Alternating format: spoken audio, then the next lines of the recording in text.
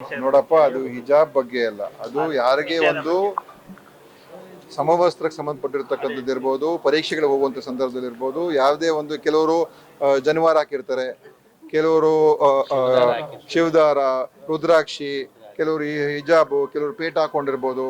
ಈ ಥರ ಇದ್ದಾಗ ಅದು ಒಂದು ಸಹಜ ಒಂದು ಧಾರ್ಮಿಕ ಪದ್ಧತಿಗಳು.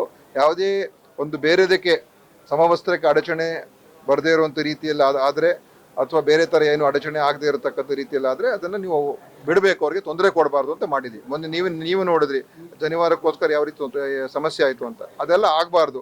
ನಮ್ಮ ಮಕ್ಕಳಿಗೆ ಮುಕ್ತವಾದಂಥ ವಿದ್ಯಾಭ್ಯಾಸಕ್ಕೆ ಅವಕಾಶ ಇರಬೇಕು. ಅನಾವಶ್ಯಕವಾಗಿ ಇಂಥ ಒಂದು ವಿಚಾರಗಳಲ್ಲಿ ಅವ್ರಿಗೆ ಮಾನಸಿಕ ಒಂದು ನೋವು ಅಥವಾ ಒಂದು ರೀತಿ ಅವರಿಗೆ ಮನೋಸ್ಥೈರ್ಯ ಕುಗ್ಸುವಂಥದ್ದು ಅದಾಗಬಾರ್ದು. ಸೊ ಅದೇ ನಮ್ಮ ಉದ್ದೇಶ, ಇನ್ನೇನಿಲ್ಲ.